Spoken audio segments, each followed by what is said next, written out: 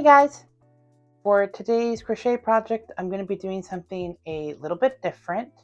So I have my very first attempt at a raglan top-down sweater. I'll throw it on in a second. It's not very good. I completely misinterpreted the instructions and made the neckline way too big. And then that caused the whole body to be too big, including the additional chain under the arms. I mean, you can see where the corner, that's where the armhole starts. And I think I did probably like 20 or 30 chain, which just makes the body even bigger. And then the sleeves end up being these short little things because the whole thing was it was a mess. But I love this yarn so much, and I really want to use it for something else. There's a lot of really pretty colors in here, and it's just sitting in my closet and I'm not using it at all. So I want to completely take it apart, frog it. We're going to wind everything up into cakes, and then I'm not actually sure what I want to do with it. I was kind of thinking maybe something with granny squares, but like different sized granny squares, so it's like all over the place. I know I've seen people do that before, but I haven't really decided yet. And honestly, the taking apart of this is going to take a little bit of time, so I have some time to think about it. Let me throw this on real quick so you can see just how bad it is. So here it is. The length stops right about my belly button, but you can see just how big the neck hole is. The whole body is just too big. The sleeves are too big, but they're also way too short. The armhole is too big. It's just a disaster. It was my first time doing back loop only single crochet ribbing, and I didn't really understand the tightening of it for the cuffs.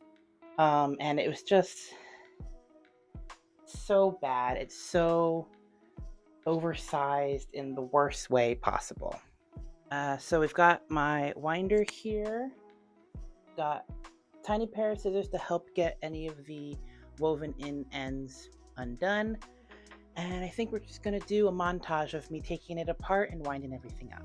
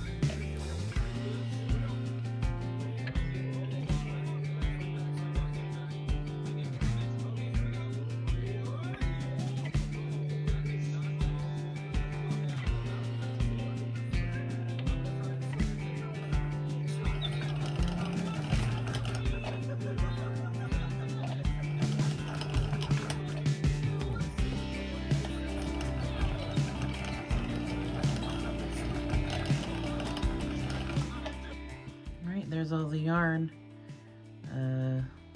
I decided I'm going to use I believe it's a 5mm crochet hook.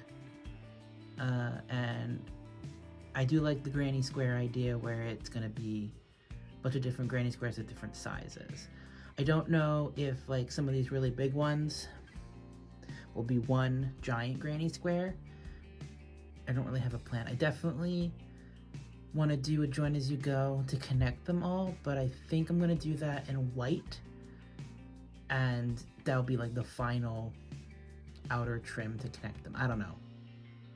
I don't even know if it's going to be enough to be something wearable. I don't know. This is an order, and they have, I think it's called hyperwall, and that just means it can take even. So now that the was straight, I need to see if the length is even going to work, but that was some of the problems. I think it looks good, but here's the problem with shifting to the side like this, is now my hair, has nowhere to go. So now I'm having to put the wig itself behind my ear, which is exposing my own hairline. I might have to cut off a piece of this wig. Okay, I cut a little slit through the elastic and then a little bit out of the netting. This wig, it might come out in place. Kind of regretting purposefully doing this in the wrong color, because especially with cheaper wigs, if you entirely crimp them, the crimping kind of makes the shininess of that wig go away. Yeah, well, I'm doing this with and this is a pretty expensive wig. You could totally do this with a $10 one if you bought it in brown. And I know I still should get started today. For these actual wigs, my goal was minimize the crimping texture as much as possible. And maybe make those sides a little bit thinner, but the trouble with Momo's bangs is that she's kind of got the standard dumb anime bangs, but they're split across her nose, and then they're topped with these.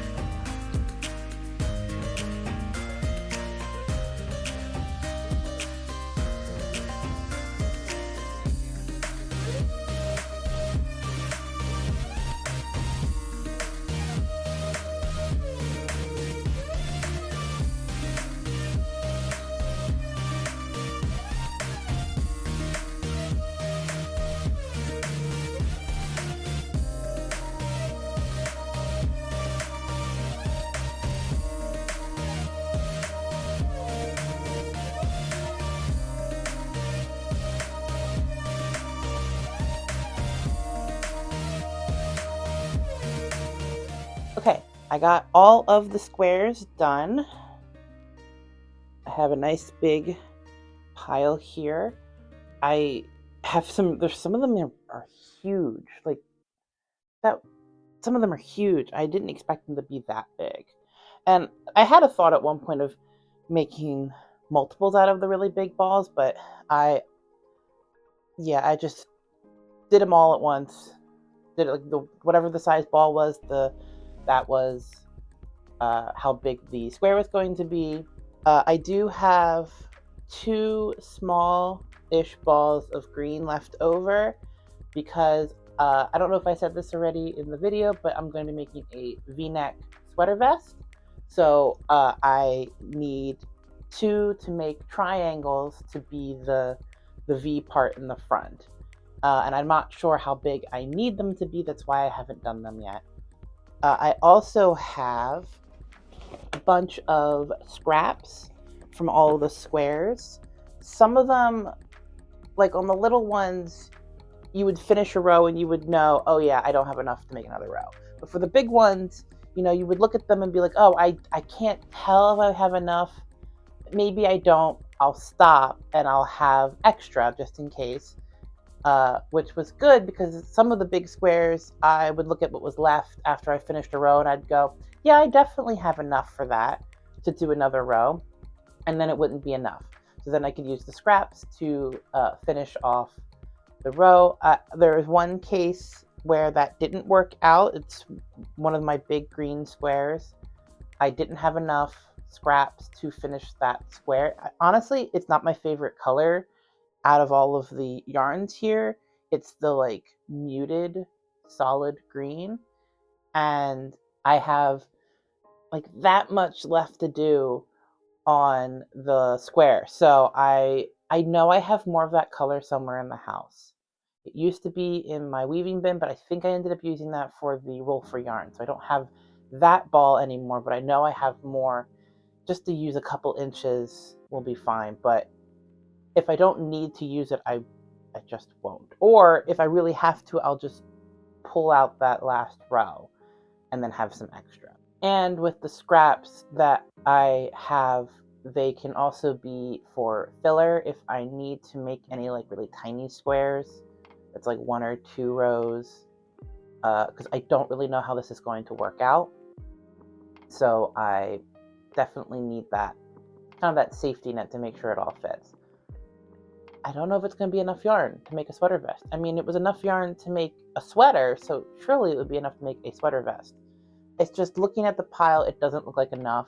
But because some of them are really big squares, I think it actually will be enough. So I'm going to start figuring that out. I still haven't figured out how I want to join them together.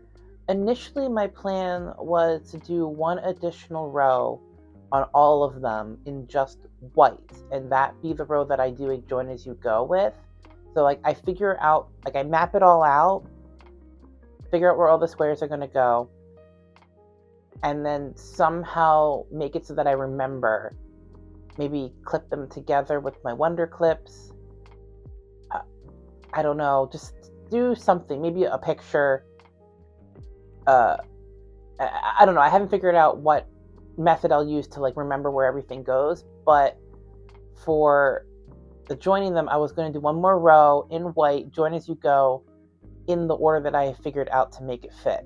But I know that doing that can make it too big. It's what happened with my very first granny square sweater. I measured out the squares when they were only 4 rows, added a 5th row, and it made it way too big. So I don't want to plan out the placement of all the squares now and then add another row to all of them and then it's suddenly too big. But I don't know, maybe it's too small. I'll plan it all out, find that it's too small, and the addition of all of those extra rows will make it work. I just don't know. In the off chance that it is the right size now, I was thinking of doing what I did with the granny squares from that sweater that I turned into a cardigan, where I do single crochet on top along the edges, joining them all together. It will probably be a little bit more difficult since it's not going to be a perfect grid, since they are all different sizes. The join as you go would be a lot better, I think, than doing the single crochet on top.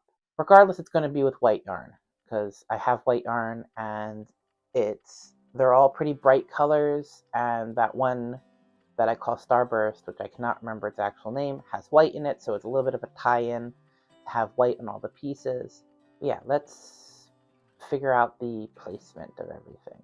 These purple squares, I'm not particularly thrilled with the color because there's no purple anywhere else. The only reason that they're in the sweater to begin with is because when I was making the sweater initially, the pattern that I had for each color, it would be a variegated and then a solid, a variegated and a solid.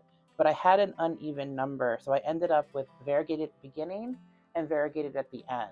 And I didn't want them sitting next to each other in stripes on the sweater. So I looked through all the yarn that I had already, and I had this purple yarn. Well, technically it is variegated itself. It's not as drastic of a variegation as some of the other ones that I have. So I used this just to do one single row to split up the two variegateds that would have been next to each other. So this big one is from the body, and these are from the sleeves. I made them just in case I needed them.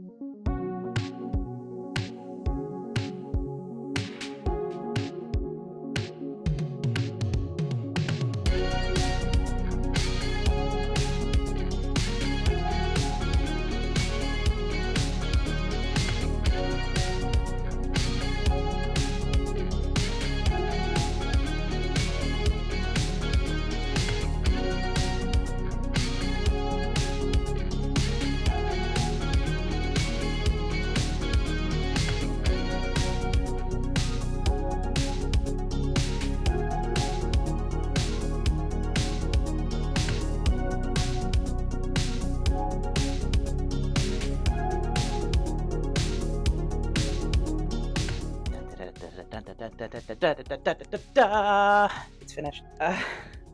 So the sweater vest is finished. I really like how it turned out. It was kind of difficult to figure out the square placement a little bit. You saw in that last clip, I kind of just had to stop trying to plan it out and just start doing it.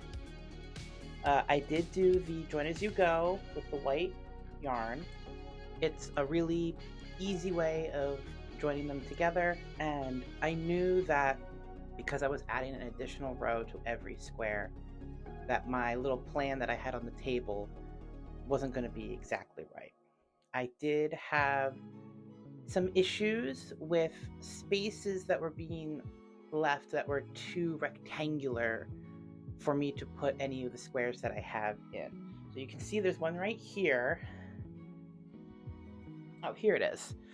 There's a space here that was basically one cluster by however many clusters wide that I couldn't put any squares in. And I actually did learn how to do granny rectangles for this project to fill in these kind of rectangle shaped spaces. I think there's another one somewhere. I don't remember where they went. Oh, it's back here on my butt. I didn't realize it was all the way back here. But I don't know if you can see that. Yeah, there's a yellow one right here. Right there's a yellow one. And there's one on my shoulder here. And one on my shoulder here. There's a rectangle.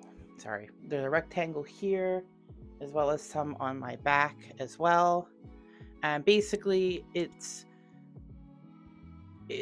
I'm not going to go into explaining how to do a granny rectangle, because I don't like doing them. I didn't like doing them, but I knew it was the only way that I was going to be able to fill in some of these spaces.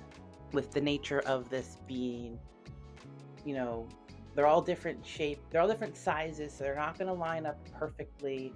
And to try and make them to line up perfectly, I would have to have more yarn than I actually had available, more smaller squares. So in spaces like this white one here, where it was not big enough to do anything in a colored yarn, I could only do it in the white. I would even, it was still too small to even have a color and then a white border around it, but I'm fine with how it looks in the end. Figuring out the shape and like trying to get it to be correct, I would like half hold it up while it was still flat, and then I figured out how big it needed to be. I actually, this green is somewhere on my back. This green variegated square was not the original one that I had back there. I had a larger solid green and it was too big. It was like probably like 4 inches too big. So I completely took that one out and I put that new one in instead. Once I started to get like the actual size of it figuring out where to put the armholes, would have my mom help me and kind of put little stitch markers like right in front of the armpit and right behind it to kind of figure out where I needed to start making the over the shoulder parts. I knew I was going to do triangles here to give me the V-neck, which I know how to do. It's the same exact type of stitch as the shawl that I made a while back, just that was on a larger scale. So figuring that out wasn't that hard. It's a lot of counting the clusters, and because of the way that it's joined together, they're going to be the same amount of clusters. So for example, this bottom row of white for this green triangle is 1, 2, 3, 4, 5, 6, 7. Where am I going to place it? Where's the middle of my sweater? I found that, and then I would count 1, 2, 3, 4, 5, 6, 7, and you can see it touches this yellow, this green, and this yellow and pink one. So trying to figure all that kind of stuff out. So the neckline was the first thing that I did. I was going to do front post, back post, double crochet. I wanted at least one row of just plain double crochet to kind of smooth out the edges, because this here for the triangles, that's the top edge where you keep turning it around, so it's not actual double crochets to work into. I actually put 2 double crochets into every space to make sure that the spacing was even. And then I went and started doing the front post, back post, and I found it looked too bulky. Even though it's a 4-weight yarn and it was a 5mm hook, it was feeling too bulky. So I decided to just do double crochet and keep it really flat. And I did 3 rows, and for every row here in the front, I did a decrease with 3 double crochets being decreased together, and it created a really nice point, and it worked out really well. I also did a decrease at every corner. So there was a corner in the back where the strappy kind of part and the back of the neck on both sides meet.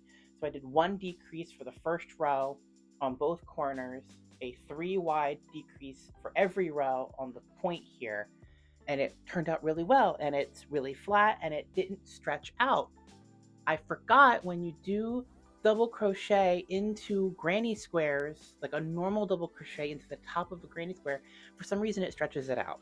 It stretches it out and it makes it completely misshapen. So I started doing the armholes, and I was just doing a standard double crochet with a decrease at the corners here and in the back there on both sides, and I did 2 rows. And I went and I put it on, and the armholes had stretched to the point where it was fully pulled away from my body like that. I was able to slide both arms into the inside of the sweater vest, no problem. It was so ballooned out that it was comical, and there was no way I could keep it like that. So I tried a couple different things. I'm like, do I try and add decreases throughout the entire length? Or do I do ribbing and just, skip several stitches to make sure I gather it in? And that would have been back loop only, single crochet, or half double crochet. And I looked, there is a version with double crochet, but it was too bulky looking for what I was doing. So I tried the back loop only half double crochet. While it looked fine, it didn't feel like it was pulling it in tight enough. And I didn't know how tight to pull it in, considering I didn't know how tight I needed the armholes to be. So what I ended up doing was into every space between a cluster, I would do a single double crochet and pull as tight as possible for one row. So starting where I started, one double crochet into that space between clusters and then pulling it as tight as possible to the next space. And then on the second row, I just did a normal double crochet in the tops of all of those, pulling a little tight because it was stretched out so much. It has lost its stretchiness because of how tight it is, but the armholes are tight enough that it has pulled it in like I wanted it to, but not so tight that I can't get it on and off. For the bottom hem, I again was just going to do regular double crochets like I did on the neckline, but knowing that it stretched out the armholes, I didn't want to stretch out the bottom hem and have it flare out. And I didn't want to have to do the same thing all over again where I would have to start over and try something new. But I also didn't want to tighten it because I didn't want it to be so tight I couldn't get it on and off. So what I ended up doing is I did 2 rows of just a granny stitch. And I just went all the way around, and then I went up and went all the way around again in the same direction. So it's facing the same way the granny squares are. So the granny squares have a front and a back. I continued the granny stitch along the bottom in the same direction so that it's facing the same way. And I think it kind of gave it a nice finished edge. There we go. Gave it a nice finished edge. It was a little bumpy before I did that because of the way that they were joined together. And it's not tight at all. It's a little longer than I wanted it to be in all. I didn't expect it to be so long. When I was trying it on to kind of figure out the placement of things, I was kind of lining up the bottom edge with my belly button. But as my belly button's here, and it ended up much longer than that just because of the way things were laying on my body that I couldn't predict until it was in this kind of shape. The whole armhole thing probably could have been avoided if I had put it on after it was fully constructed, but before I did any kind of ribbing or anything like that. But I didn't. I thought it would be fine. And since the neckline did turn out so fine, I didn't think anything of it. But all in all, I am really happy with how this turned out. I love all of the bright colors. I do have leftover squares. I have a lot of big ones left over, as well as a couple smaller ones in the orange and the starburst, the large yellow, medium size, and some of these greens. I don't know what I'm going to do with it. Maybe I'll turn it into a bag or something. I don't know. I'll put them aside for now. I'm not going to worry about that right now. All in all, I am really happy with how this turned out. I see myself actually wearing this. Thank you so much for watching. If you enjoy crochet, sewing, or any other kinds of crafts, please consider a follow. I upload every Sunday, and I hope to see you there. Bye.